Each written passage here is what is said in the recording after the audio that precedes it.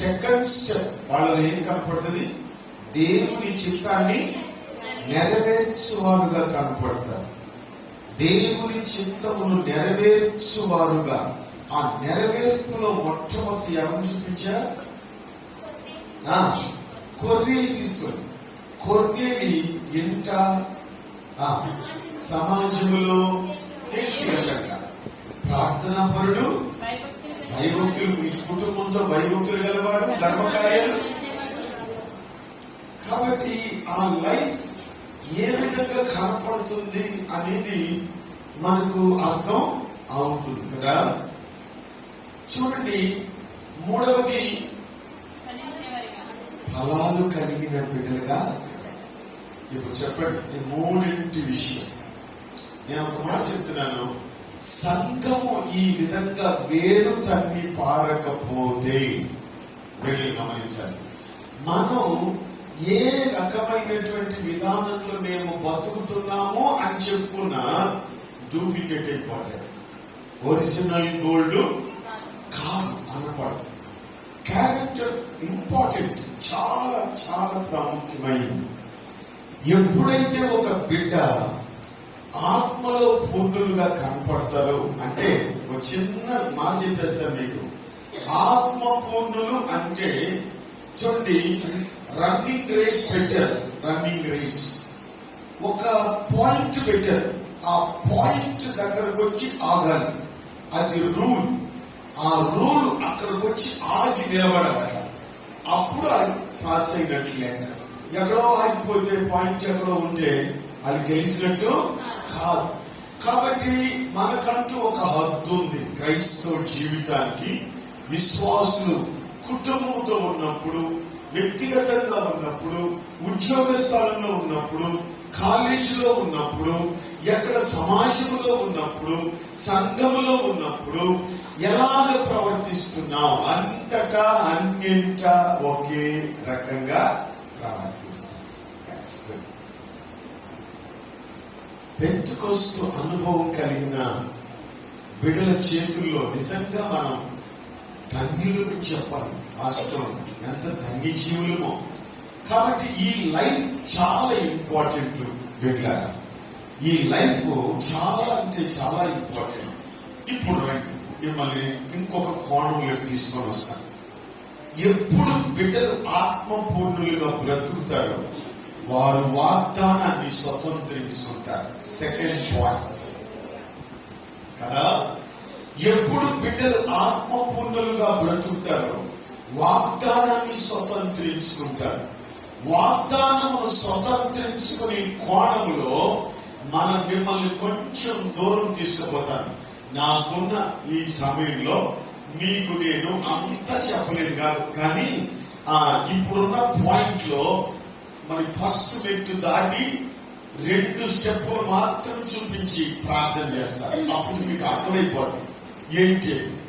రండి, యెషయా గ్రంథం 43వ అధ్యాయం 19వ వచనం. యెషయా గ్రంథం 43వ అధ్యాయం. ఇదిగో నేను ఒక నూతన క్రియ చేయుచున్నాను. ఇప్పుడే అది మొలుచు. మీరు దాన్ని ఆలోచింపరా? నేను అరణ్యంలో త్రోవలు కలుగజేయుచున్నాను, ఎడారిలో నదులు పారజేయుచున్నాను. చాలు బాగా. ఇదిగో నేను ఒక నూతన క్రియ చేయుచున్నాను, ఇప్పుడే అది మొలుచు. దాన్ని మీరు ఆలోచింపరా? అరణ్యములో నేను త్రోవలు కలుగజేయుచున్నాను, ఎడారిలో నదులు పారజేయుచున్నాను. చిన్న ప్రార్థన, అందరూ కలుగుస్తాను. ప్రేమపూర్ణుడు అయిన మా తండ్రి, జీవాధిపతి, మా కన్నులు తెరిపించండి. మమ్మల్ని మీరు ఆత్మయందు దేవా ముద్రించండి ప్రభా. మేము వాగ్దానము చేయబడిన ఆత్మ చేత ముద్రించబడ్డవారు గనుక ఆ ముద్ర మాకు మీరు దయచేయండి. మమ్మల్ని మీ వాక్యపు వెలుగులో లోతుగా బలపరచండి. మా చుట్టూ మీ అగ్ని కంచి దయచేయండి, ఆశీర్వదించండి. వేటిని మేము వాక్యపు వెలుగులో వింటున్నామో దాన్ని మేము ప్రజ్వలించుదుము కాక. రక్షకుడు తండ్రి స్తుతిస్తున్నాను. నాయనా, మీ ఆత్మ చేత తదుపరి నడిపించబడదుము గాక. నీకు స్తోత్ర. ధైర్యవంతులమగుదుము గాక. నీ ఆత్మచేత నింపబడదుము గాక. నీ ఆజ్ఞకు లోబడదుము గాక. రక్షక, నీ చిత్తమును జరిగించుదుము గాక. నీలో నిలిచి ఫలించుదుము గాక. అతి కృపా ఫలాలు మీరు మాకు అనుగ్రహించండి. ఆత్మ ఫలాలు మీరు మాకు అనుగ్రహించి మీ గణనామాన్ని మాత్రమే హెచ్చించుకుంటారు. యేసు శ్రేష్టమైన శక్తి గల పవిత్ర నామములు స్తుతించి ప్రార్థన చేసి మహింపరిచి వేడుకుంటున్నాను తండ్రి. ఆమేన్. నేను అప్పుడప్పుడు చెప్తుంటాను సంఘంలో ఒక మాట. ఏమంటారంటే, ఇప్పటి వరకు మీరు ఆరాధనలో ఆనందించారు, ఇప్పుడు వాక్యములో ఆనందించారు. వాక్యముతో ఆరాధన చేయండి కదా. మీకు ఒక మాట చెప్పిన, మనం ఆల్ నైట్ ప్రేయర్కి అలవాటు పడ్డాం కదా. అందరూ తెలిసిన ఆల్ నైట్ ప్రే చేస్తారు కదా. ఆల్ నైట్ ప్రేయర్కి అలవాటు పడ్డాం. సాధారణంగా ఆల్ నైట్ ప్రేయర్ ఈ టైం పాస్ కొరకు ఏమేం చేస్తారో ఆల్రెడీ తెలుస్తుంది. ఎందుకు చూస్తుంటారు కాబట్టి కదండి. టైం పాస్ కొరకు ఏమేం చేస్తుంటారో వాళ్ళు అడిగితే తెలుస్తుంది. కాస్తంత ఒళ్ళు, ఆ దేహం బలహీనమైనప్పుడు కాస్త దాన్ని రీఫ్రెష్ చేయడానికి కాస్త బయటికి వెళ్తారు, లోపలికి వస్తారు, కాస్త నీళ్లు తాగుతారు. మీకు ఏదో రకంగా నిద్రని కాయాలి, ఏదో రకంగా వాక్యాన్ని వినాలి, ఏదో రకంగా పాడాలి. దాన్ని మెయింటైన్ చేయడానికి వాళ్ళు పడే పాటు మామూలుది కాదు, మామూలుది కాదు. ఇది అంత ఆరంభం. కానీ బిడ్డలని మీకు ఒక మాట చెప్తాను. దీన్ని ఈ ఆరంభంలోనే మనం గెటం కాకపోతే ఇంకో చిన్న మాట చెప్పనా. మీరు ఆన్లైన్ లో వాక్య ధ్యానం చేయండి. ఇంకే మాట, పలుకు, పాట, ఆనందం, ఎగరడం ఇవన్నీ ఆపేసి ఆన్లైన్ లో ధ్యానం చేయండి. ఎట్లా? బైబిల్ చదవడం కూర్చొని, అప్పుడు ఫ్లాస్కులో కాస్త వేడి నీళ్ళు పోసుకుని కూర్చుని లైట్ చేసుకుని మీ వాక్య ఇంట్లో ఉండే వాళ్ళకి ఎవరికి డిస్టర్బెన్స్ లేకుండా ఆన్లైన్. ఏంటైతే ఆన్లైన్, ఆ ఆన్లైన్ లో ఒక్కొక్క పేజీ ఆయన మీతో, మీరు ఆయనతో మాట్లాడే ప్రక్రియలో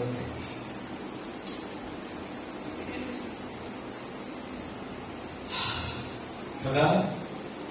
మీకు ఏమనిపిస్తుంది? మీరు ఆయనతో, ఆయన మీతో గ్రంథాన్ని చెప్పాలి. గ్రంథాన్ని అప్పుడు మీ ముఖాన్ని అద్దంలో చూసుకోండి. ఒకసారి ఒక 2 hours తర్వాత ఒక్కసారి మీ ముఖాన్ని అద్దంలో చూడండి. అది ఎంత వాడిపోయి ఉంటుందో, ఎంత వేడైపోయి ఉంటుందో. దానికి ఏంటంటే ఇంకేంటో ఎంటర్టైన్మెంట్ ఏమి లేదుగా. ఎంటర్టైన్ లేదు. పిల్లలు సెల్గా ఆపండి, సైలెంట్ లో పెట్టండి. ఓకే. ప్రియులారా, అదే విధంగానే చూడండి, ఆల్ నైట్ ప్రేయర్ చేయండి. ప్రేయర్ ఏదో ఫస్ట్ మీకు అంత కష్టం అనిపిస్తే 12 o'clock వరకు స్టార్ట్ చేయండి. 12 గంటలు కాస్త కూర్చుని 12 గంటల వరకు వాక్యముతో కూడిన ప్రార్థన అలాగా కొనసాగిస్తారండి. ఎవరి ప్రమేయం లేదు, ఒంటరిగా అలోన్గా కూర్చుని ప్రేయర్ చేస్తూ మాట్లాడండి ప్రభుత్వం. ఆ ప్రసన్నతను ఫీల్ చేయండి, ఆ నడిపింపుని గమనించండి. అట్లాగే ఒక దినం ఆల్ నైట్ బైబిల్ స్టడీ చేసుకుంటూ రండి. అలా చేయండి కొంత. ఆ అనుభవం వేరు నాయన, అనుభవమే వేరు. రాత్రి అలా దేవుని మాటతో కాలం గడిపే. ఇప్పుడు నన్ను అర్థం చేసుకోవడం కొంచెం కష్టమే. ఎందుకనంటే నేను మీకు ఏమి ఎక్స్పోజింగ్ వర్డ్ ఏం మాట్లాడు, మిమ్మల్ని అంతకీ కొంచెం సానబట్టడమే తప్ప ఎంతకీ మిమ్మల్ని డిస్కరేజ్ చేసినట్టే ఉంటుంది కదా. ఆ తర్వాత ఎంకరేజింగ్ అవుతుంది. నా కఠినత్వం మీకు ఆనందాన్ని కలిగిస్తుంది. ఇప్పుడు కాదు, మీరు అందులో ఉంటే జీవపరచబడిన తర్వాత దానికి కనెక్ట్ అయిపోయారనుకోండి, ఇప్పుడు చూసుకో మీ ఆనందం. కనెక్ట్ అవ్వాలి. కనెక్ట్ అయ్యారనుకోండి, ఇక మీరు వదిలిపెట్టరు. ఎవ్వరు లేకపోయినా మీరే ఆలయం లోపలికి వచ్చి చక్కగా ఒక మూల కూర్చొని రాత్రంతా గడిపేయగలరు. నేను అప్పుడు చెప్తుంటాను, మన చర్చిలో ఎవరైనా విడోస్ వయసు అయినటువంటి వాళ్ళు ఉన్నారు, ఈయనకి ఆడికి కాలు గాలి పిడి తిరిగి జరుగుతుంటారు. అలాగే చెప్తున్నా, అలాగే ఇంక వేరే పని పడదు. కాలు గాలి పిడి తిరిగి జరుగుతుంటారు. ఇంట్లో ఇంకే పని బాధ్యతలు ఏం లేవుగా. అది వయసు అయిపోయింది, అందరికి మ్యారేజెస్ అయిపోయింటాయి. వీళ్ళు పట్టించుకునే వాళ్ళు ఎవరు ఉండరు. కాబట్టి వీళ్ళు ఏంటంటే ఆదివారం గుడికి వస్తే ఏదైనా వార కార్యక్రమాలు ఉంటే అలా చూపించి మీరు సందర్భంగా బాగున్నావా, ఏ అమ్మ బాగున్నావా, ఈ ఇంటికి కాడా, ఆ ఇంటికి నేను చెప్తుంటాను. వాళ్ళు ఏమని అంటారంటే, ఈ చివరి కాలం అన్న ప్రభు సన్నిధిలో అన్న గడిపినట్టు గడపకపోయారా అని దానికి నా బోర్ తట్టుకోలేకపోతుంది. నా బోర్ నేను కనబడితే ఏదో మాట్లాడతారా బాబని నా బోర్ తట్టుకోలేకపోతుంటారు. నా కూర్చొని నేను చూసినా లేదని నన్ను చూస్తూ ఉంటారు. అలా అని నన్ను చూడు, నేను ఉన్నాను బాబు, నేను ఎక్కడికి పోలేదు అన్నట్లుగా. చూశానులే చాలని చెప్తారు. అది కూడా ఏమి వాళ్ళని బలపరిచేటట్టు ఏమడదు.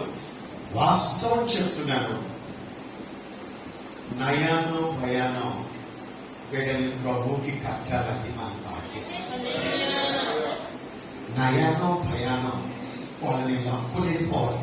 వాళ్ళని కనెక్ట్ చేయాల్సిన స్థలంలో కనెక్ట్ చేసేయాలి.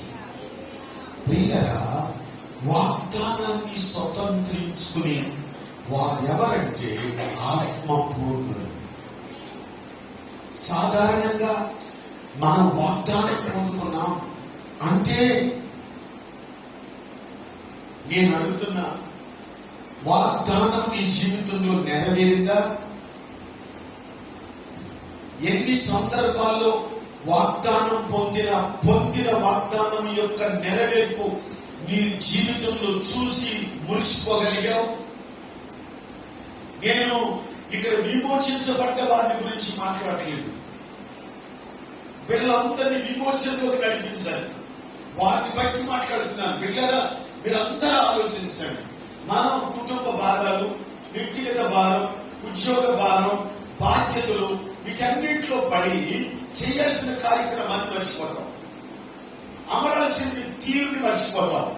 కాబట్టి వీటిని మిమ్మల్ని తట్టి కాస్త పైకి లేపి, మీరందరూ మీ బాధ్యతను మీకు గుర్తు చేసి, మీకు కొంచెం టోన్ చేసేసి మిమ్మల్ని వదిలేస్తున్నాం అంతే. ఇక్కడ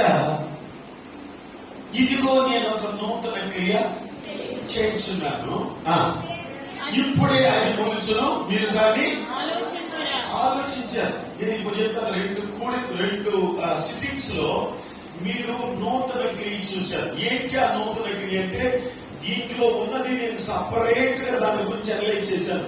నూతన క్రియ నంబర్ 1 పరిశుద్ధతలో నూతన క్రియ నంబర్ 2 దైవ ప్రత్యక్షతలో నూతన. దీన్ని ఎక్స్ప్లెయిన్ చేయను, ఎందుకో తెలుసా? నాకు సమయం లేదు. అంతా తోసేసి మధ్యలోకి వెళ్ళి ఒక ముక్క మీ ఒడిలో వేసేసి వెళ్ళిపోతాను. నేను రేపు మొదలు కనపడలేదు, తీసుకోకండి బిడ్డలారా. అంటే ఎప్పుడు కూడా ఒక విషయాన్ని గుర్తుపెట్టుకుంటారు. యవన బిడ్డలు కానీ, మధ్య వయస్కులు కానీ, వృద్ధులు కానీ, ప్రతి ఒక్కరండి. పరిశుద్ధతలో నూతనం. ఈ రోజు మన జీవితాన్ని కాపాడుకోగలిగామా? నేను ఒక మాట్లాడుతున్నాను,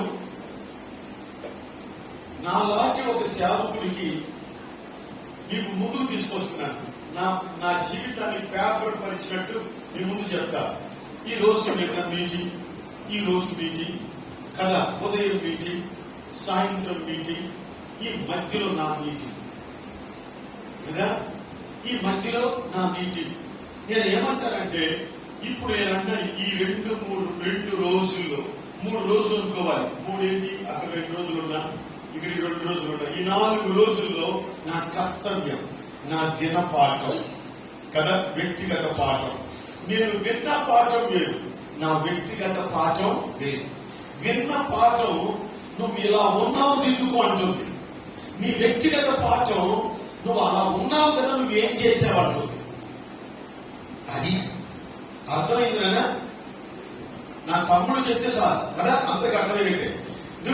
నువ్వు ఉన్నావు అని చెప్తుంది, నువ్వు ఇలా ఉన్నావు అని చెప్తుంది విన్న పాఠం కదా. వ్యక్తిగత పాఠం ఏం చెప్తుంది? నువ్వు విన్నావు కదా, దాని గురించి ఏంటి నీ కౌంటర్ ఏంటి, నువ్వేం చేస్తున్నావు దాని గురించి, ఏం కేర్ తీసుకున్నావు దాని గురించి అనేది వ్యక్తిగత పాఠం చెప్తుంది. రెండింటి మధ్యలో ఉన్నామా? ఎక్కడున్నాం చెప్పండి? రెండింటి మధ్యలో. ఇప్పుడు చెప్పు, మనం ఏం చేస్తామంటే ఈ రెండింటి మధ్యలో సరే చూసుకోవచ్చు, రేపు చూసుకోవచ్చు, రేపు చూసుకోవచ్చులే అనుకుంటే కదా నువ్వేమి చేయలేకపోతున్నావు అంటే గాడ్స్ ప్రెసెన్స్, దేవుని ప్రసన్నతను ఫీల్ చేస్తావు. కాదనులా ప్రసన్నత ఫీల్ చేయగలవు. దేవుని కౌన్సిల్, దేవుని చిత్తాన్ని నెరవేర్చాలి. ఎక్కడ మోసపోతున్నావు గమనించాలి. ఆత్మీయ బిడ్డలారా, దేవుని సన్నిధిని అనుభవిస్తావు, బట్ దేవుని చిత్తాన్ని చెప్పండి. కన్ఫ్యూజన్ ఉంది కదా, ఇదేంటి ప్రసన్నతను అనుభవించడం ఏంటి, చిత్తాన్ని నెరవేర్చలేక పోవటం. ప్రసన్నతని అనుభవిస్తున్నాం కానీ ఏం చేయలేకపోతున్నాం, చిత్తమును. బాబాయ్ ఎంత పప్పులో కలిసారా, ఇది నా పిల్లలు తెలుసుకోకపోవడం.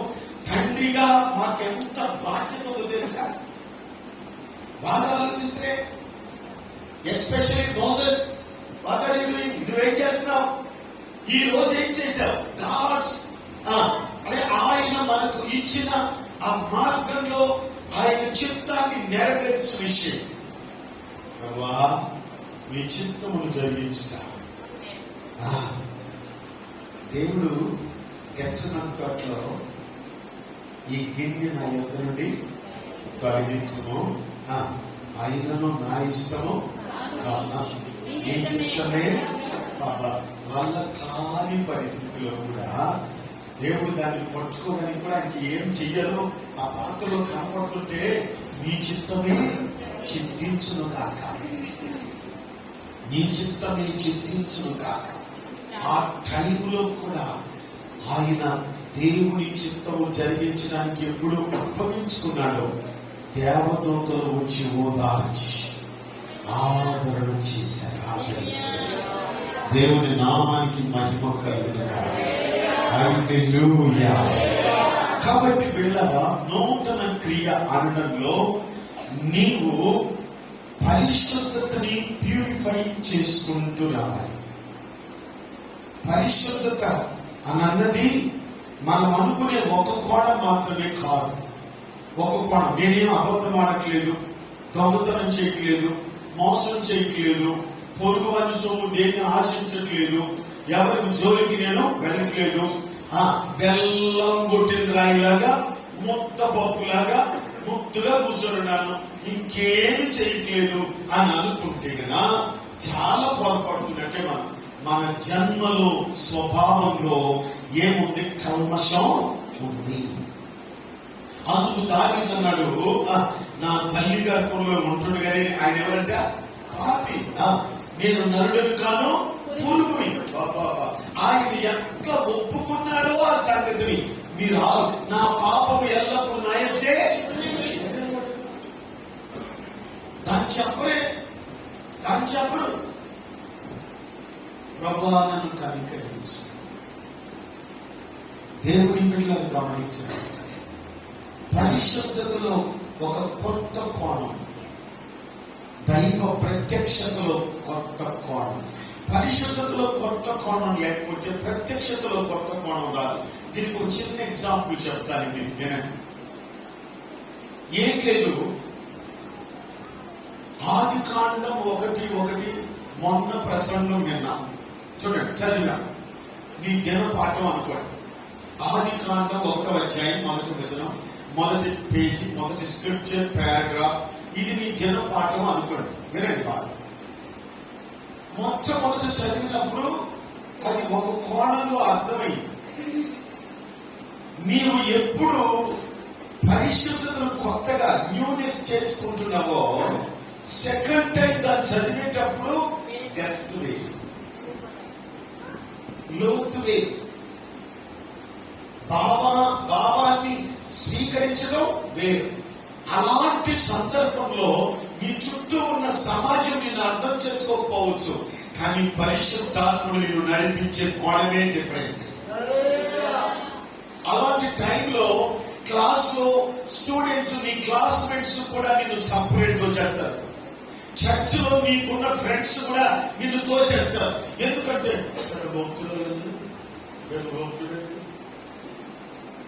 ఈ తీరు విధానమే వేరుగా ఉంది, ఈ పద్ధతి వేరుగా ఉంది, ఆయన నడవడం ఎంతో అది అర్థం కావట్లేదు. అందరూ మట్టి కనపడమని ఆ నడిపింపు డిఫరెంట్ గా ఉంటుంది. అదే చెప్తున్నాను. ఎప్పుడు పరిశుద్ధతలో క్రొత్తదనం కనపడుతుందో, ప్రత్యక్షతలో కూడా క్రొత్తదనం వచ్చేస్తుంది.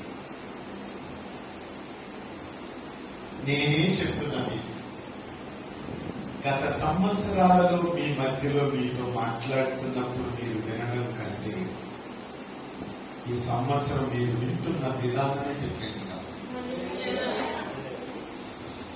మీ అటెన్షన్ చాలా సంతోషాన్ని తెచ్చింది.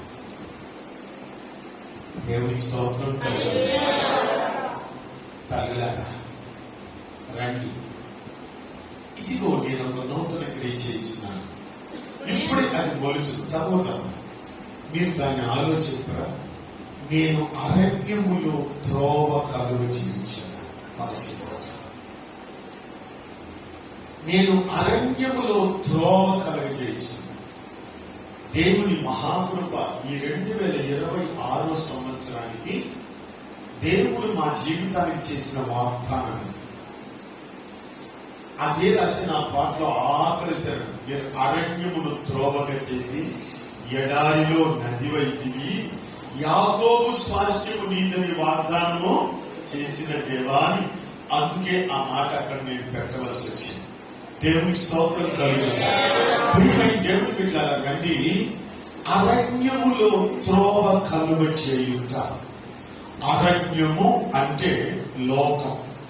వినండి బాగా కదా, అరణ్యము దేనికి సూచనగా ఉంది? లోకానికి. ప్రియులారా, ఒక చిన్న మాట మీరు చదవండి. అపొస్తలుల కార్యములు 7వ అధ్యాయం 38వ వచనాన్ని చదివితే కొంచెం మనం దాన్ని తాకినట్టుంది. రండి, అపొస్తలుల కార్యం 7వ అధ్యాయం 38వ వచనం. అనేది మైక్ లేకుండా చదవండి. తనతో మాట్లాడిన దూతతోను పితరులతోను అరణ్యములోని సంఘమందు ఉండి, అరణ్యములోని సంఘమందు ఉండి. చాలే వదలదు, నేను చెప్పే బిట్టు మాత్రమే చదవండి. అరణ్యములో ఏమోగట, అరణ్యము చుట్టూ లోకమని చెప్పారు. లోకములో ఏముంది? సంఘం. దేవుని బిడ్డలారా మీరు బాగా ఆలోచించండి. అరణ్యములోని సంఘానికి దేవుడిచ్చిన ఈవి ఉంది. అది కూడా మీ ముందు తీసుకొస్తా. యెషయా గ్రంథం 35వ అధ్యాయం 6-7 వచనాలు సార్ చదవండి. యెషయా గ్రంథం 35:6-7 వచనాలు. గుడ్డివాడు దుప్పివలే గంతులు వేయును, మూగవాడి నాలుక పాడును, అరణ్యములో నీళ్లు ఉబ్బుకును, అడవిలో కాలువలు పారును, ఎండమావుల మడుగులను, ఎండిన భూమిలో ఏమి పుట్టను. దేవుడు ఇలాంటి అద్భుతమైనటువంటి ఆశీర్వాదాలు ఎక్కడ పెట్టారంటే అరణ్యములో ఉన్న సంఘములో పెట్టారు. నిజలా అరణ్యములో ఉన్న సంఘం అంటే లోకములో ఉన్న సంఘం. లోకానికి చిన్న చూపు సంఘం అంటే కదా, చిన్న చూపు. నేను మీకు మాట చెప్తాను, మన మందిరం బిల్డింగ్ అయి ఉండొచ్చు, మన మందిరం చిన్న రేకుల షెడ్ అయి ఉండొచ్చు, మన మందిరం ఆకులతో వేసిన పాక అయి ఉండొచ్చు, లేకపోతే అది చెట్టు కింద ఒక ఆశ్రయపురం లాంటిది అయి ఉండొచ్చు. కానీ అది ఇంపార్టెంట్ కాదు. దాని కింద కూర్చొని ఆరాధిస్తున్నామే మనం ఇంపార్టెంట్, మనమే చాలా ప్రాముఖ్యం. మనకు దేవుడు ఇచ్చినటువంటి మందిరాన్ని అలంకరించుకోవడం తప్పు కాదు, దేవుడు అనుగ్రహించిన దాంతో విస్తరింపు చేసుకోవడం తప్పు కాదు. దేవుడిచ్చిన దాన్ని అలాగే ఆయన కొరకు విశాలపరచుకోవడం తప్పేది కాదు. లేకపోయినా మనకి ఏమి లేదనుకోండి, చెట్టు కింద కూర్చున్నాము అని అనుకోండి, చెట్టు కింద మీరందరూ మనమందరం కలిస్తే ఆయన సంఘం. ఆయన శరీరము చెట్టు కింద ఉంది, ఆయన శరీరము రేకుల డాబా కింద ఉంది, ఆయన శరీరం ఒక పూరి పాత్రలో ఉంది, ఆయన శరీరం ఎక్కడో ఆశ్రయం లేకుండా ఒక మూల ఆరాధన చేస్తుంది. ఆయన శరీరానికి ఆయన ఇచ్చినటువంటి నిధి, మోగవాడు, కుంటివాడు, ఎడారి, అరణ్యము, నీటి మడుగులు ఉబ్బుకుతా ఉంటే, వాళ్ళు గొంతులేస్తుంటే, వాళ్ళు పరవశిస్తుంటే, ఆహా ఏమి పరవశము! ఈ పరవశం అలాంటిది అయి ఉండగా దీని అంతటిలో, ఓ బిడ్డ నేను దీని అంతటిలో వధువు సంఘం ప్రియుని మీద ఆనుకొని, ప్రైజ్ ద లార్డ్, ప్రియుని మీద ఆనుకొని ప్రయాణం చేస్తాం. ప్రియుని మీద ఆనుకొని పరమ గీతము 8వ అధ్యాయం 5వ వచనం చదువుతారా? 8వ అధ్యాయం 5వ వచనం పరమ గీతం. తన ప్రియుని మీద ఆనుకొని అరణ్య మార్గంలో వచ్చినది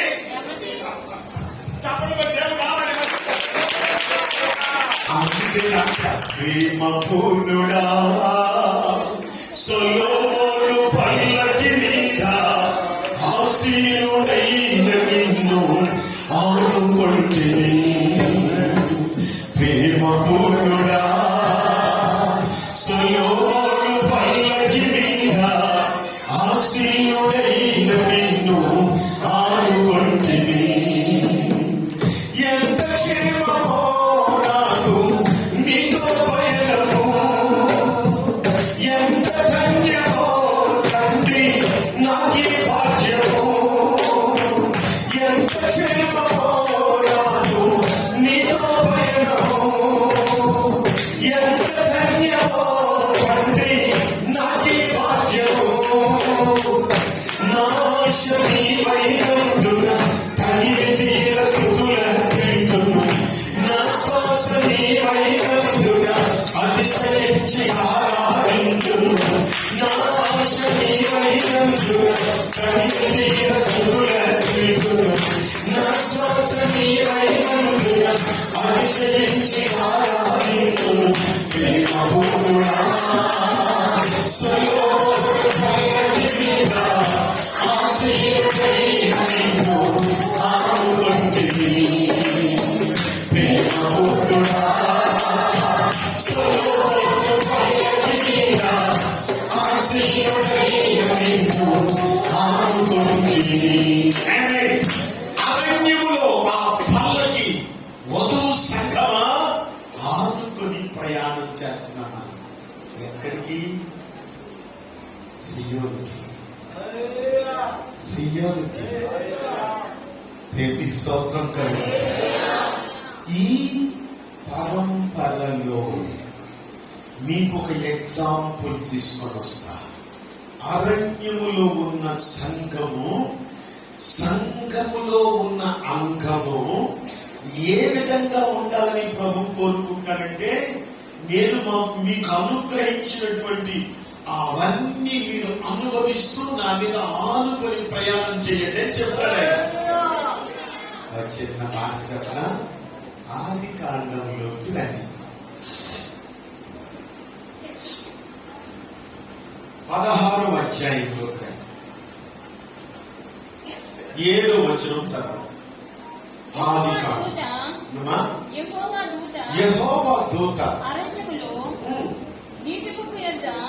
అరణ్యములో నీటి బుగ్గ యొక్క అనగా దూరు మార్గములో బుగ్గ యొక్క ఆమెను కనుగొని శారయి దాసివైన మీకందరికి నేను చెప్పాను, మీకందరికి కొత్తది కాదు, ఇది పాతదే, తెలిసిన దాంట్లో తెలియని సంగతి. శారయి దాసివైన హాగరు ఎక్కడి నుండి వచ్చింది, ఎక్కడికి వెళ్ళుచున్నావు, ఎక్కడి నుంచి వస్తున్నావు, ఎక్కడికి వెళ్తున్నావు? బిడ్డలారా మీరు ఆలోచించండి. ఈమె ఐగుప్తీయురాలు, అబ్రహాం ఇంట్లో పని అమ్మాయి. శారయి ప్రేమ ఆమె మీద కనబడి ఆమెని తన భర్తకి భార్యగా చేసుకున్నది. ఎంత గొప్ప అవకాశమో ఇచ్చింది. ఇస్తే అప్పటి వరకు అంట్లు తోముకుంటుండే బిడ్డ, ఇల్లు చిక్కుకునే బిడ్డ, ప్రాంగణాన్ని శుభ్రంగా పెట్టుకునే బిడ్డ, యజమానురాలు బయటికి పోమంటే బయటికి రమ్మని, లోపలికి రమ్మంటే లోపలికి వచ్చే బిడ్డ, ఇప్పుడు ఉన్నట్టుండి గొప్ప ప్రమోషన్ ఏంటంట, తోడు కోడలైపోయింది. సాబతి, దాని సాబతేనా, సాబతి అయిపోయింది, తోడు కోడలైపోయింది, భర్తకు భార్య అయిపోయింది. వారి అమ్మాయి ఇంత పెద్ద ప్రమోషన్ ఇంత షార్ట్ అయిపోయింది. అబ్బో, ఎప్పుడైతే ప్రమోషన్ వచ్చిందో అప్పటి వరకు ఆమె గుణగణం బయటపడలేదు. 4వ వచనం చదవండి. ఇప్పుడు ఆమె గుణగట్ల బయటపడింది. ఆగరుతో పోయినప్పుడు అది తాను గర్భవతినైనది అని తెలుసుకున్నప్పుడు దాని యజమానురాలు దాని దృష్టికి ఎటువంటిదైంది? బాగుండాలి. ఇక్కడే ఈ మాట నేను ఎన్నో మీకు గుర్తు చేసినట్టున్నాను. బాగా మీరు వినండి. యజమానురాలు నీచమైందిగా కనపడింది. ఏంటిది? ఎంత గొప్ప అవకాశం ఇచ్చినటువంటిది తక్కువైందిగా కనపడిందా? అరే, వెంటనే ఆమె కడుపులో ఏమో హెబ్రీయుని సంతానం, దేహమేమో ఐగుప్తీయుడిది. ఐగుప్తి లోకపు శరీరం, హెబ్రీయుని సంతానం. ఏంటా ఈ మిస్టరీ? మీరు బాగా వినండి. నువ్వు పొందుకున్నది పరిశుద్ధాత్మ, నిన్ను ఆవరించినది లోక శరీరం.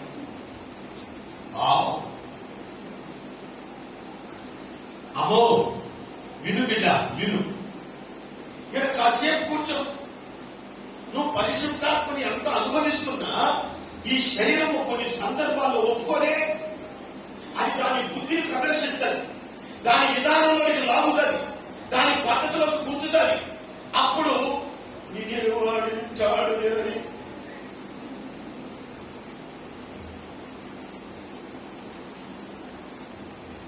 సియోను పాటలు సంతోషముగా పాడుచు సియోను వెళ్ళుదను, పాడుచు సియోను వెళ్ళుదను. ఐగుప్తు ఆశాలన్నీయు విడచి రంగుగా యేసుని వెంబడించి, ఐగుప్తు ఆశాలన్నీయు విడచి రంగుగా. ఎంత చక్కగా పాడుకున్నామే. ఐగుప్తు ఆశలన్నీ వదిలేసినామని, రంగుగా యేసుని వెంబడించినామని, ఐగుప్తే ఇంకా మనకు లేదని మనం పాడుతున్నాం. ఆమె హెబ్రీయుని లోపల పెట్టుకున్నది, ఐగుప్తు చేత కప్పేసింది. కప్పి ఆ కళ్ళతో యజమానురాలను చూసింది. ఆ కళ్ళతో యజమానురాలు ఎట్ట కనపడిందట? నీచమైందిగా కనపడింది. ఈయన హృదయాన్ని గ్రహించిన పరిశుద్ధ దేవుడు ఆమె అలిగి వెళ్ళిపోతుంటే ఆపాడట్ల. ఆగరు అని పిలవకుండా ఆగరు అని శారయి దాసివైన చెప్పాలి. పరిశుద్ధాత్మ దేవుని దాసులైన వారులారా, సంఘ బిడ్డలారా, క్రీస్తు ఆత్మ చేత ముద్రించబడిన వారులారా, పరిశుద్ధాత్మ దేవుని తాకిడి కలిగిన వారులారా, నేను మర్చిపోలేని సంభవం అని చెప్తాను. మర్చిపోలేని సంభవం. నా సేవ ఆరంభ దినాల్లో ఒక రోజున ఎవరో అంటే ఇంట్లో మనకు చిన్న ముందు పాక ఉండేది, ఆ ఇంట్లో మేము ఉన్నాం. ఆ టైంలో ఏదో ఒక సంభవం జరిగింది. ఆ సంభవం జరిగినప్పుడు నేను కొంచెం పెద్ద గొంతుతో కోప్పడ్డా. ఎలాగా? పెద్ద గొంతుతో కోప్పడ్డా. అప్పుడు పెద్ద తెలిసింది కాదు, వీర విక్రమార్క అలాంటి వీర సూర అన్నట్టుగా ప్రవర్తించేవాడు. అలా రామ్ అంటున్నాను. అదేదో ఆ సందర్భం.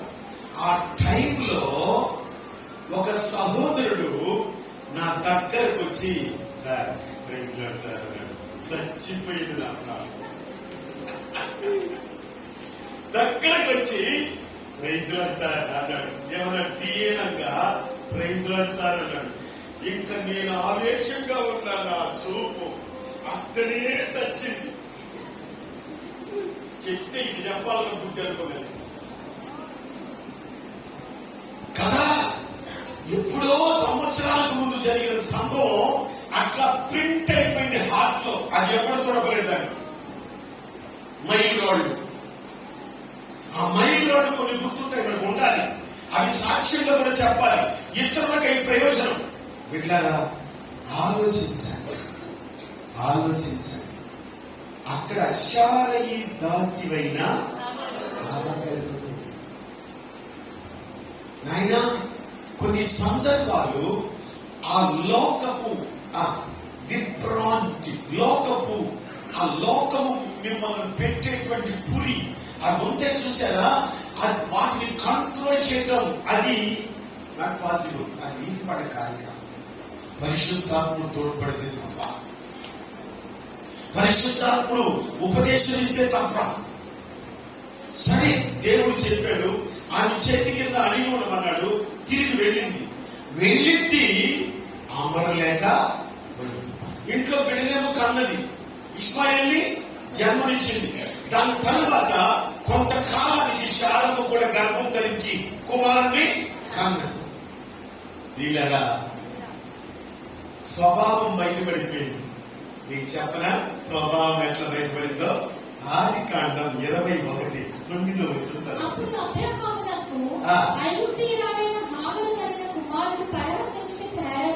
ఏంటంటే అది క్లియర్ గా అందరూ నిలబడి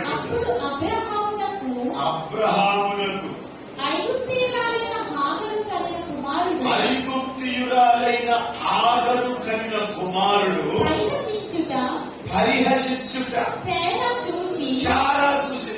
ఇప్పుడు పుట్టాడు కానీ బిడ్డేమో హెబ్రీయుడే, లోపల జీను ఐగుప్తుడు. బిడ్డ హెబ్రీయుడు అబ్రహాంకే పుట్టాడు, బట్ ఎవరు కడుపులో ఉన్నాడు? జీను. తల్లి స్వభావం వచ్చేసింది. తల్లి స్వభావం లోపల పనిచేస్తుంది. వాగ్దాన పుత్రుడు ఏం చేశాడు? పరిహాసం చేశాడు. నేను నీకు మాట చెప్పనా? ఇప్పుడు ఎవరు చూసి పరిహాసం చేశాడు? మీరు బాగా కొంచెం లోతు తీస్తారు. ఎవరు చూసి పరిహాసం చేశాడు? ఇస్సాకు చూసి పరిహాసం చేశాడు. ఇస్సాకు చేయలే పరిహాసం. నీకు అర్థమైందా? ఇస్సాకు పరిహాసం చేయలే. ఇస్సాకును చూసి ఎవరు పరిహాసం చేశాడు? చాలా మందికి నోరు తులుసు పెద్ద కంట్రోల్ చేయలేదు. ఐగుప్తు ఆదేశాలు వాటి పట్లేము, మిగిలించలేము, తాళలేదు కదా. మీరు బాగా ఆలోచించండి. పరిహాసం చేయడం అక్కడ ఎవరికి వెళ్ళిపోయాడు, కానీ వాగ్దానంలో పుట్టాడే. స్వభావంలో కూడా అది ఆడి మోసిన గర్భం వేరు, ఆడి కన్న విధానమే. ఆ స్వభావమే మీ. ఇప్పుడు 14వ వచనం చదవండి. అందులో 21:14 అయినా కాబట్టి తెల్లవారినప్పుడు అబ్రహాము లేచి ఆహారము నీళ్ల తిత్తిని తీసుకొని చదివేమా పెట్టి పంపివేశారు. ఆమె వెళ్ళి బెర్షెబ అరణ్యంలో ఇటు అటు ఏం చేస్తుంది చెప్పండి, బాగా వినండి.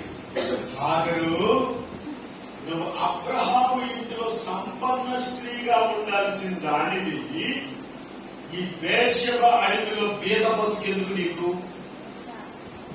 నీకు అర్థమవుతుందా? ఈ స్త్రీ సంఘములో ఉన్న విశ్వాసికి సాదృశ్యం, అబ్రహాము కుటుంబం సంఘానికి సాదృశ్యం. బాగా మీరు ఆలోచించాలి. ఆ ఇంట నుండి తరిమి వేయబడ్డాయి, బయటికి వెళ్ళిపోయి సంఘ బిడ్డలు లోపలే ఉంటాము కానీ బయట ఆలోచనలన్నీ లోపల ఉంటాయి. అవునా? బయట తలంపులన్నీ లోపల ఉంటాయి. నామమాత్రంగా లోపల ఉంటున్నాం, బయటికి వెళ్తే ఎక్కువగా మెజారిటీ ఆ క్యారెక్టర్ బయటదే, మెజారిటీ టాకింగ్ బయటదే, మెజారిటీ ఫెలోషిప్ బయటదే, మెజారిటీ స్నేహితులందరూ బయటే ఉంటారు కదా. మన స్నేహితులందరూ బయట వెళ్ళి కదా. ప్రియమైన దేవుని బిడ్డలారా, బెర్షెబ అరణ్యంలో ఇటు అటు తిరిగే గుణం ఎవరికి ఉంటుందో మీరు చెప్పండి, ఆలోచించి. అది అపవాది. యోబు గ్రంథం 1:7 చదువుదామా? అది పరలోకంలో ఆడికి వచ్చి ఇటు అటు తిరుగుతుంది. ఇటు అటు దేవుడు అన్నాడు, ఇటు అటు తిరగడానికి ఇక్కడికి ఎందుకు వచ్చాం? చదవండి. ఎక్కడి నుంచి వచ్చావు? ఎక్కడి నుంచి వచ్చింది అని అడుగుగా అపవాది భూమి మీద ఇటు అటు తిరుగులాడుచు అందులో సంచరిస్తా వచ్చాను. చాలైనా ఆగుదాం. ఇటు అటు తిరిగే గుణం చూసారా? ఇంకొకటి ఉంది. నోవహు ఓడలో నుంచి కాకిని వదిలిపెడితే అది వెళ్ళిపోయి ఏం చేస్తుంది చెప్పండి? ఇటు అటు తిరుగుతుంది. శరాలను చూసి రాత్రి బుద్ధిరా, పావురాన్ని వదిలిపెట్టి ఏమో కాలు మోపడానికి స్థలం లేకపోగా అది అట్లా రువ్వని తిరిగి, నాయనా తండ్రి నిన్ను వదిలి ఏం బయట కనుక బాబు నేను వచ్చేస్తానని చెప్పి గుర్రుమంట వచ్చేసి లోపలికి వెళ్ళిపోయి ఓడలోకి. కానీ కాకి రావట్లా.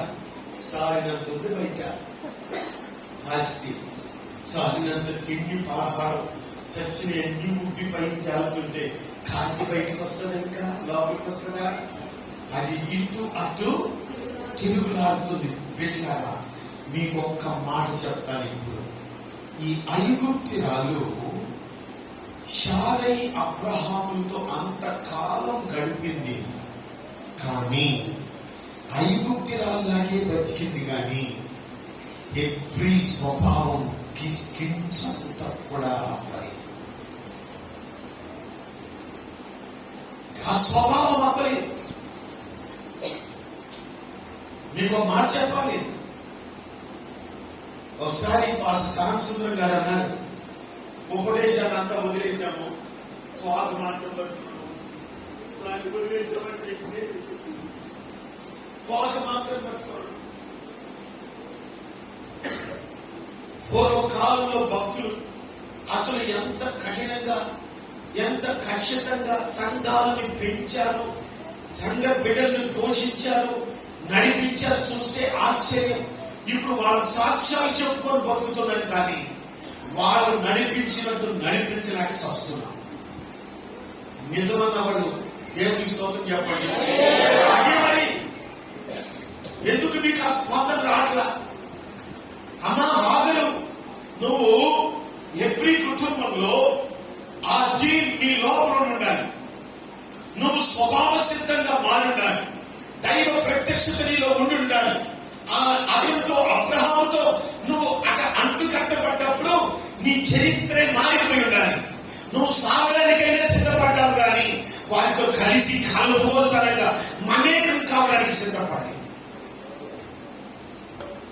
అలిగెళ్ళిపోయింది. ఎందుకో సావడానికే వెళ్ళింది కానీ కలవడానికి మాత్రం ఈరోజు నేను అడుగుతున్నాను, నీ జీవితంలో సంఘాన్ని వదులుకోవడానికైనా పర్వాలేదు అనుకుని కాదు, సావో రేవో తెలుసుకొని సత్యములు నిలబడతానన్న గుణము.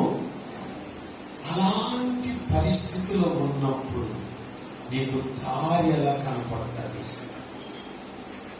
మార్గం ఎలా కనపడుతుంది? ప్రభు అందుకే అన్నాడు, నేనే మార్గం, నేనే సత్యం, నేనే జీవం. నా మార్గములో నువ్వు సత్యం ఉంది, నా మార్గములో జీవం ఉంది, నా మార్గములో నేనే నీకు పరవశం.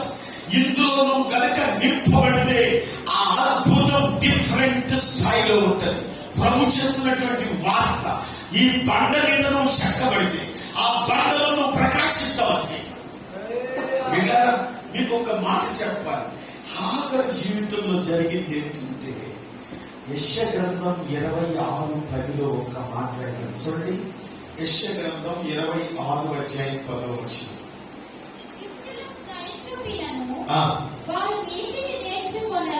వారు దుష్టులకు దయ చూపించిన వారు నీతిని నేర్చుకున్నారు.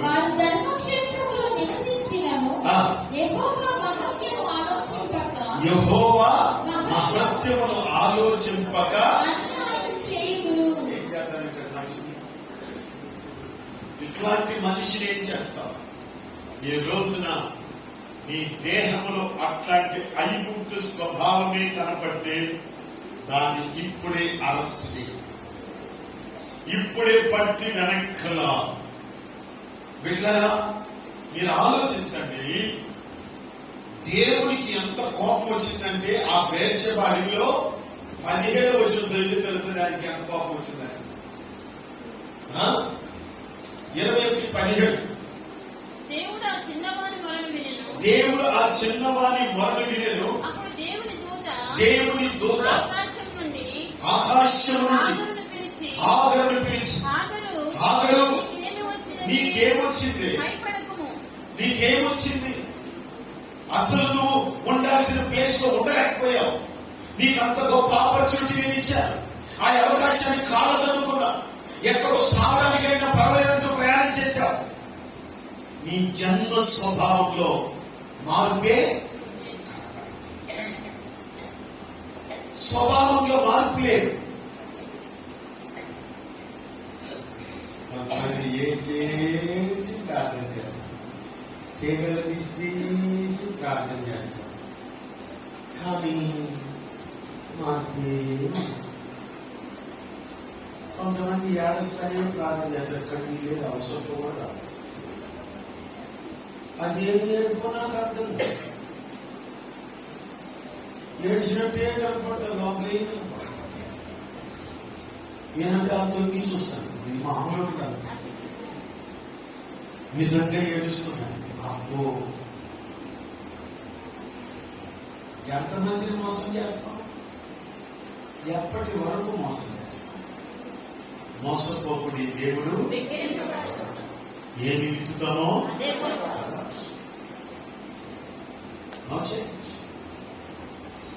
అందుకే చెప్తున్నాను, మార్పే కనపడలేదు.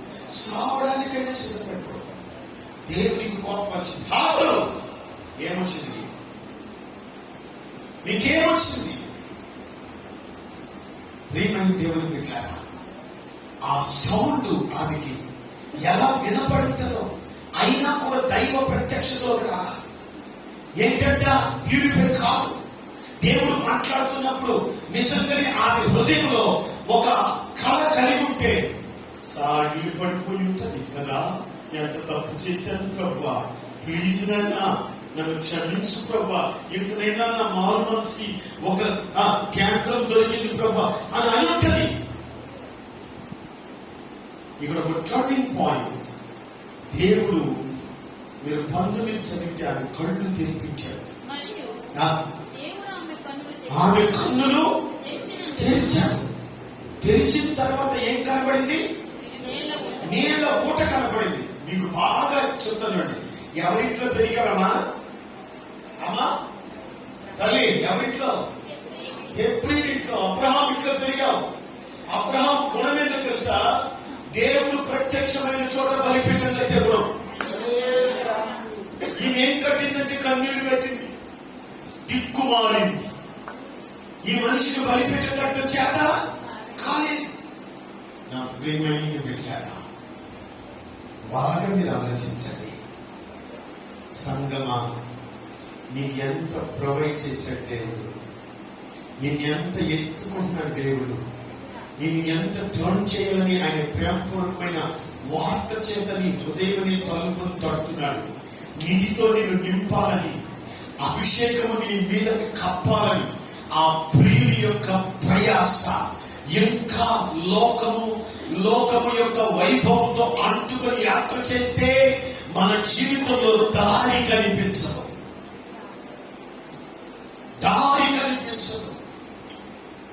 ప్రభు ఇప్పుడు నీ కన్నులు తెరిచి ఆ ఓటను చూపించిన ప్రభువా, ఇంత చక్కటి దృశ్యాన్ని నా ముందు పెట్టావు, నేను కృతజ్ఞుడను.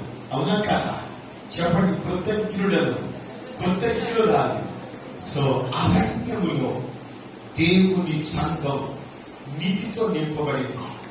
కొత్త నిబంధన సంఘమా, ప్రియుని మీద ఆనుకొని యాత్ర చేయి. ఎక్కడికి? సియోనికి. హాగరు వలె కాదు. హాగరు తీర్మానాలు వద్దు మనకు. మన తీర్మానము ప్రభు మనకు అనుగ్రహించినదే ఇవ్వని. మన బిడ్డలకి ఆ స్వభావం వస్తుంది. చారై కన్న కుమారుడికి అట్టి స్వభావం వచ్చింది ఇస్సాకుకి. నిజంగా ఇష్మాయేలుకున్న గుణం ఇస్సాకుకుంటే ఏమయ్యేది? తండ్రి ఒక్కడే, తల్లులు వేరైనా తల్లులను బట్టి స్వభావాలు మారిపోయాయి. నాకు అక్కడ కొంచెం భయం వేస్తుంది. మీకు ఇక్కడ నేను మాట చెప్పినా, ఎవరైనా నా చెల్లెళ్ళు ఇక్కడ ఉంటే, నా తమ్ముళ్ళు ఇక్కడ ఉంటే, ఏదో దాన్ని ప్రేమించి చేసుకుందామని రంగుని చూడక, ప్లీజ్. ఐగుప్తీయుడు దొరుకుతాడు, ఐగుప్తురాలు దొరుకుతాడు, ఐగుప్తీయుడు దొరుకుతాడు. జీవితం అంతా భంగమైపోతుంది. చూశావుగా ఇంత పెద్ద ప్రణాళిక. కడుపులో బిడ్డలు పెట్టుకున్నందుకే వాడికి ఆ స్వభావం వచ్చేసింది. కట్టుకుంటే ఇంకేం స్వభావం వస్తుంది? పరిస్థితి కుటుంబానికి ఎట్లా దాపరిస్తుంది? దేవుని బిడ్డలను గమనించండి. నాకు తెలిసి చాలా మంది చిన్న బిడ్డలు 25 సంవత్సరాలు, 24 సంవత్సరాలు, 30 సంవత్సరాలు సంఘ బిడ్డలు ఒక బిడ్డని కని సంఖ్యలో పెట్టుకున్న తర్వాత జీవితం అంతా అయిపోయింది అన్నట్టుగా బిహేవియర్. ఏంటంటే బిడ్డని కన్నది, కుటుంబంలో నెమ్మదుందా? లేదు. భర్త ఏమంటాడు? ఏడేమంటే కోడాం, మాటింటాడా? ఏంటో దేవుని సన్నిధి కోసం రాడు. ఏమైందంటే ఆనాడు కళ్ళు మూత పడిపోయినాయి. ప్రేమించాను, పెళ్లి చేసుకున్నాను, నా జీవితం బజారైపోయింది. అంకుల్ నా కొరకు ప్రార్థన చేయండి. ఏం ప్రార్థన చేస్తారు? ఎక్కడుంటారు? దారి కనపడలేదు.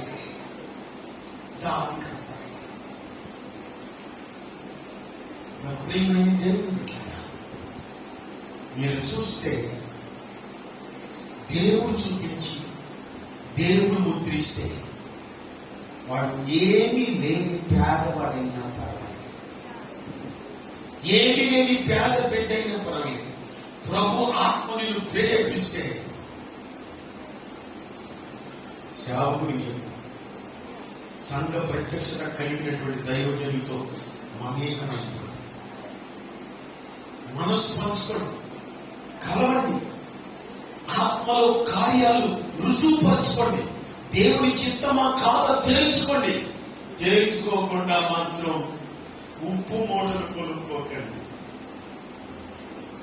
కదనైనా ఇది నా సలహా మాత్రమే, నేను ఆజ్ఞగా ఏం చెప్పట్లేదు. విన్నారుగా, కడుపులో పెట్టుకుని ఉన్నది అబ్రహాం కొడుకునే కానీ వాడు ఎటువంటి స్వభావము, అడిగి గాడిది వంటి వాడు.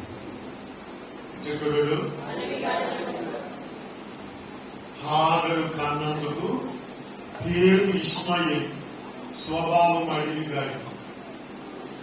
గాడిది వంటి స్వభావం కలిగి. నాకు ప్రియ దైవక్షణ, అరణ్యములో త్రోవ, దేవుని సంఘ ప్రత్యక్షత లోపలికి వెళ్ళిపో. సంఘం లోపలికి వెళ్తే అది పల్లకి మీద ఆనుకో ప్రియుడిని. నువ్వు నడవాల్సిన పనిలే, నువ్వు ఆలోచించాల్సిన పనిలే. సంఘము ఎట్లు వెళితే, సంఘ ప్రత్యక్షత ఎలా బోధిస్తే, సంఘము ఏ విధంగా నీతో మాట్లాడితే అలాగే వెళ్ళిపోద్ది. అదే దాని, ఇదే త్రోవ దీనిలో అని దేవుడే నీతో మాట్లాడతాడు. గొప్ప ప్రత్యక్షత నీకు దొరుకుతుంది. ఆ ప్రత్యక్షతలో నీవు అమరితే, నీ అమరిక ఏమైపోతుందంటే, నేను అనుకుంటున్నాను చాలా మందికి లోపలికి వెళ్ళి కాస్తంత కొంచెం ఆలోచనలో పడ్డారు కదా. ఆలోచనలో పడ్డారా తమ్ముడా? ఆలోచనలో పడితే మంచిది. ఆలోచించి తప్పుడు నిర్ణయం మాత్రం సరైన నిర్ణయంలో కానీ అప్పుడు బ్రతికిపోతాం. దేవుడు నిన్ను ఆ రీతిలో నడిపించిన కాక ఇదిగో నేను ఆరోగ్యంలో త్రోవని కనిపిస్తాను. ఆగరు, నీ బ్రతుకు మారలేదు. ఎందుకో తెలుసా? నీ స్వభావం అలాంటిదే. ఆ ఆగని చూసిన మనం మన జీవితాన్ని క్రీస్తు ప్రభువు వారికి అంటుకట్టుకుందాం. పల్లకి మీద తల ఆంచుకుని ప్రియునితో మన యాత్ర కొనసాగిస్తాం. రెండవ లైన్ చెప్తుంది, ఎడారిలో ఏమి పాలు చేస్తాడంట? నదులు పాలు చేస్తాడు.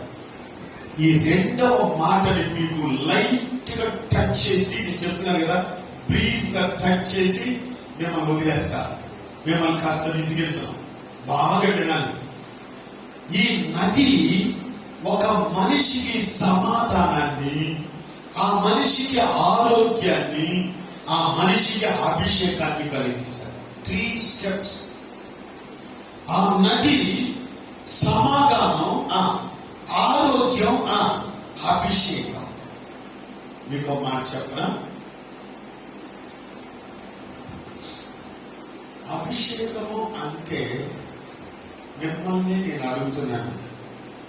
నేను కూడా పెట్టుకొస్తాను. నేను అన్యాన్ని మిస్అండర్స్టాండ్ చేస్తుంది.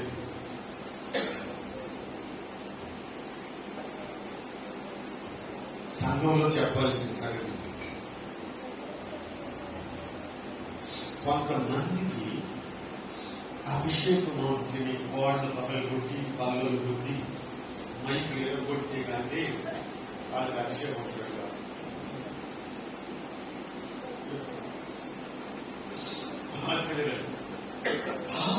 పూర్వ దినాల్లో నేను కూడా అలా అనుకునేవాడిని. ఏదైనా అక్కడ దునికి మీకు తెలుసా, మీరు పక్కా ఫెలోషిప్ మనిషిని. డిగ్రీ నేను ఏసర్ గారు గుడికి ఏర్పాటు చేస్తే 86 సూలూరుపేట కాలేజ్ గ్రౌండ్ లో ఏసర్ గారు మీటింగ్ ఏర్పాటు చేస్తే ఎందుకు వెళ్ళానంటే, పెంతుకోసుకోళ్ళు అరుస్తారుగా చూద్దాం రమ్మని చెప్పి వెళ్ళాను. క్రిటిసిజం చేయడానికి వెళ్ళాను, మామూలు కాదు. ఫెలోషిప్ వాళ్ళని మీరు బాగానండి. వెనకాలే కూర్చున్నాను. అప్పుడేంటంటే 86లో 200 మంది వస్తే ఎక్కువ. ఈ 200 మందికి కుర్చీలే.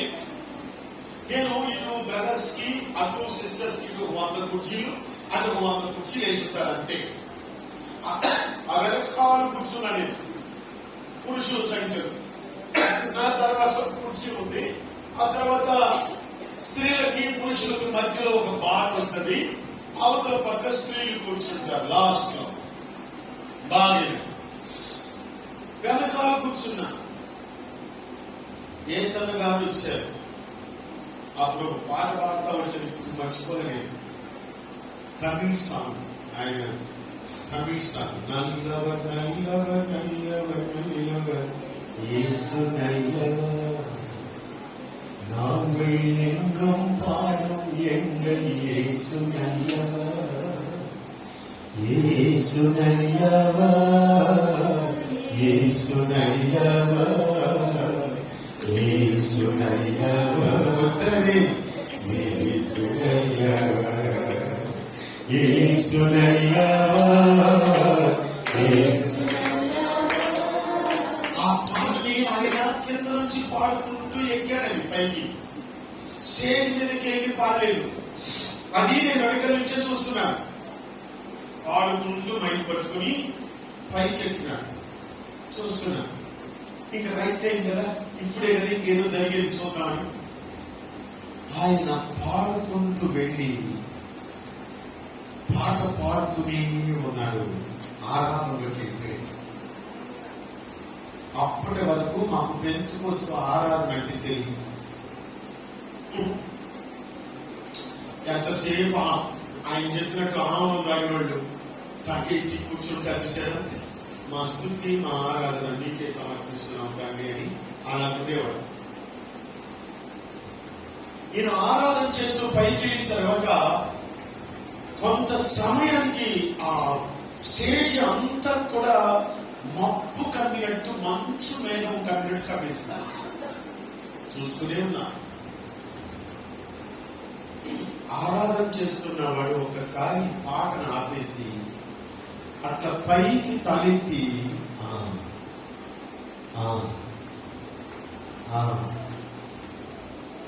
అంటున్నాడు. అందరూ ప్రింట్ ఆఫ్ సైలెన్స్. నేను చూస్తున్నాను, ఏంటో అంటున్నాడని. అలా చూస్తుంటే ఆయన ఓం కొట్టడం ఆపేసి ఆ ముఖం అంతా నాకు కనపడలేదు. ఇంకా ఆయన ముఖం కనపడలేదు, ఒకలాంటి ప్రకాశం కనపడుతుంది. అప్పటికే నాకు సగం అయింది, నా పరిస్థితి సగానికి వచ్చింది. అప్పుడు ఒక ప్రాఫెసీ చెప్పాడు. ఈ జనాల మధ్యలో మంత్ర శక్తులతో బంధించబడిన ఒక వ్యక్తి ఇక్కడ ఉన్నాడు. బాబు, వేదిక దగ్గరకు వస్తే నీ కోసం ప్రార్థన చేస్తానన్నాడు. ఆ మనిషి ఎక్కడో లేదు. పరిశుద్ధ దేవుడు నన్ను ఎందుకు దొరకపోయాడు మీరు అర్థం చేసుకోండి. నా పక్క నుండి పడతా ఉన్నాడు. పశువు పరిగెత్తినట్టు పరిగెత్తాడు స్టేజ్ దగ్గరికి. రియలీ అంత భయంకరంగా ఉన్నాడంటే చెప్పలేదు, ఆ విధంగా ఉన్నాడు. అప్పటికి సగానికి దాటింది నా పరిస్థితి. నాకు స్వాధీనం తప్పుతా ఉంది. రెండవ ప్రాఫెసీ ఒక సహోదరుడి గురించి చెప్పాడు. అమ్మా, ఈ రోజు రాత్రి నువ్వు ఇల్లు వెళ్ళిపోవాలనుకుంటున్నావు, వెళితే తిరిగి రావు, శవమై వస్తావు. నువ్వు ఆడబిడ్డ కనుక స్టేజ్ దగ్గర రమ్మంటలేదు. నేను అన్నాడు. ఆమె ఎక్కడో లేదమ్మా, నేను ఆ పాట అని చెప్పాను కదా, అక్కడ కూర్చున్నాను. రెండో కుర్చీలో ఉండాలి. అమ్మో అని కుర్చీలో నుంచి కింద పడిపోయింది. ఆ సౌండ్ ఏర్పడింది. కుర్చీలో నుంచి దొంగకడం చూశాను. చెమట్లో పట్టేసేనా, ఒంటి మీద రోమాలు వేసి ఇంకొడుచుకున్నాను. నేను ఎక్కడున్నాను నాకు అర్థం కావట్లేదు. అప్పుడు అనిపించింది, మామూలుగా వెళ్ళి నిలబడిన మనిషిని అలాగా సాగిరేవు బండ మీద పట్టని బాగి పిండితే ఎలా అవుతుందో అలాగా తన్మయమైపోయాడు. ఎట్లయిపోయాడు నాకే తెలియదు. అప్పటి వరకు విమర్శించాలని వెళ్ళిన నేను అప్పుడు దేవుని ఆత్మకు దొరికే పిండేశాడు ఒక పిండుని. అప్పుడు ఒకసారి ఒక అనౌన్స్మెంట్. మరుసటి రోజు శుక్రవారం జరిగింది. శనివారం రోజు ఏసర్ గారు బైబిల్ స్టడీ తీసుకుంటారు పలానా చోట, ఆ గూడ్ షెడ్ రోడ్ సూర్యపేటలో రండి అంటే అప్పుడు పని కట్టుకుని వెళ్ళిపోయారు. నాతో కూడా వచ్చారుగా పెద్దలు. ఇక నన్ను ఉరిమిట్టు చూస్తున్నా, ఇంటికి పట్టిందా. నాతో మాట్లాడడం మానేశారు, నాతో పలకరించడం మానేశారు. ఇంకేంటి ఈ వ్యవహారం ఏంటి ఇద్దరు అన్నట్టు. అప్పుడు నేను సేవకుడు గారి విశ్వాసిని, అలాగే చదువుకుంటేనే నాకు చదవండి. వీళ్ళగా మీరు బాగా ఆలోచించండి. శనివారం రోజు బైబిల్ స్టడీకి వెళ్ళారు. ఏసన్న గారు బైబిల్ స్టడీ ప్రత్యక్షపు గుడారముల గురించి ఎక్స్ప్లెయిన్ చేస్తున్నాడు. ఎక్స్ప్లెయిన్ చేస్తూ అన్నే మైక్ పట్టుకుని ఆరాధన స్టార్ట్ చేశాడు. నేను వెళ్ళాను కదా ముందు, మధ్యలో ఇంకా అప్పటికే ఫిలప్ అయిపోయింది. మధ్య లైన్ లో కూర్చున్నాం, తక్కువ మందినే, ఇంత ఉంటాం అంతే, ఎందుకంటే కొంచెం ఎక్కువ ఉంటాం అంతే. అక్కడ మధ్యలో కూర్చున్నా నేను. అన్నలేసి ఆరాధన చేస్తుంటే నేను ఎక్కడ ఎగిరానో తెలియదు, ఎక్కడ పడ్డానో తెలియదు. మొత్తం మీద స్పృహ కోల్పోయాను. ఎన్ని గంతులేసానో కూడా తెలియదు, ఎన్ని పల్టీలు కొట్టానో తెలియదు. అది గంతులని వీళ్ళరా ఎందుకు చెప్తున్నానంటే, ఆ రోజు నేను ఎలా పొందుకున్నానో ఈ రోజు కూడా అటువంటి తాకిడి నా జీవితంలో కానీ అనుభవిస్తాను. దేవుని నామానికి మహిమ కలుగుతుంది. ఇదంతా ఎందుకు చెప్పారంటే, పరవశించి ఆరాధించడం తెలుసు, మౌనంగా కూర్చొని పరవశించడం తెలుసు. మీరు కూడా కొన్ని సందర్భాలు మౌన పరవశం అలవాటు చేయండి, మౌనంగా బోర్డింగ్ అవడం అలవాటు చేయండి. అలాగే మౌనంగా దేవుని సముఖంలో అక్కడ నిలబడి నిమగ్నంగా ఆరాధన అలవాటు చేయండి. అలాగే మీరు అలవాటైతే ఏమవుతుందంటే, మీరు ఎక్కడున్నా మీ ఆరాధన లోపల జరుగుతూనే ఉంటుంది. అది దాన్ని ఏమంటారు? వర్క్షాప్. వర్క్షాప్ లోపల నడుస్తుంటది, లోపల ఆ వాయిద్యాలు జరుగుతుంటాయి, లోపల పాటలు పాడుతూ ఉంటాం, లోపల ఆరాధన జరుగుతూ ఉంటది. మనిషి మాత్రం నిర్భరమవుతుంది.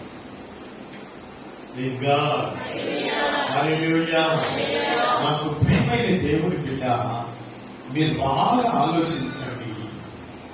నది ప్రవహించినప్పుడు పీస్, నది ప్రవహించినప్పుడు ఆరోగ్యం, నది ప్రవహించినప్పుడు అభిషేకం. నీకు చిన్న ఎగ్జాంపుల్ చెప్పనా? ఆది కాండంలోకి రండి. మనం బాగా చదువుకున్న భాగం 2వ అధ్యాయం 10వ వచనం. 2వ అధ్యాయము 10వ వచనం. ఆది కాండం 2:10. మరియు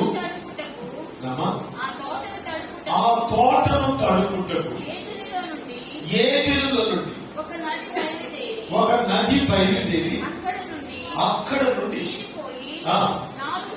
4 శాఖలైంది. మొదటి దాని పేరు పీషోను. అది హవీలా దేశం అంతటి చుట్టూ పారుతుంది. అక్కడ ఏముందా? బంగారం ఉంది. ఆ దేశము బంగారం ఆవుగా ఇక్కడే. హవీలా అంటే మీకు అందరికీ తెలుసు, బీడు భూమి కదా. బీడు భూమి అయినటువంటి ఈ హవీలా మీద పీషోను కాలువ ప్రవహిస్తుంది. పీషోను కాలువ ఎవరికి సాదృశ్యంగా ఉంది ఇక్కడ అంటే, మన ప్రభు అయిన యేసుక్రీస్తుకు సాదృశ్యం. ఈ నది ఎవరి మీద ప్రవహిస్తుందో ఎంతటి బీడు పడిపోయినటువంటి వ్యక్తి అయినా శ్రేష్టమైనటువంటి వారుగా, అభిషేకము పొందిన బిడ్డలుగా, ఆరోగ్యము పొందిన బిడ్డలుగా, దేవుని ఆత్మకు అంటుకట్టబడిన బిడ్డలుగా మారుతారు. నీ క్వాలిటీ డిఫరెంట్ అయిపోతుంది. దేవుని ఆత్మ ప్రవహించాలంటే, దేవుని తాకిడి ప్రవహించాలంటే, నాకు ప్రియమైన తమ్ముడు దయచేసి గమనించండి. మీరు ఎక్కడున్నా, ఏ పోస్ట్ లో ఉన్నా, మీరు సపోజ్ ఒక ప్రొఫెసర్ అనుకోండి, మీరు ఒక లెక్చరర్ అనుకోండి, మీరు ఒక హెడ్ మాస్టర్ అనుకోండి, మీరు ఎంఆర్ఓ అనుకోండి, మీ ఆఫీస్ లో మీరు ఉన్నారు. అక్కడ ఆరాధన చేసిన నాటి వాళ్ళేగా చెప్పండి, ఆయనగా. అది గౌరవ స్థానం. ఆ స్థలంలో హోదాతనంగా కూర్చోవాలి. ఆ స్థలంలో గౌరవార్థం అక్కడ ఒక ప్రెస్టీజ్ అలా కూర్చుండిపోవాలి. నీ కళ్ళలో నుండి చెరగాలి వర్షం, నీ గుండెలో రగలాలి వర్షం, నీ ఆంతర్యం మంటాలి వర్షం, లోపల మంట రగులుకోవాలి. నీ చుట్టూ దైవ సన్నిధి ఉండాలి. దేవుని ఆత్మ చేత కప్పబడాలి. అలాగా ఆరాధన మాత్రమే కాదు, నీ చుట్టూ అలా ఉంటున్నప్పుడు లైసెన్స్ ఎట్లా తీసుకుంటారు కదా. లంచం ఎంత తీసుకుంటారు, అబద్ధం ఎంత చెప్తారు.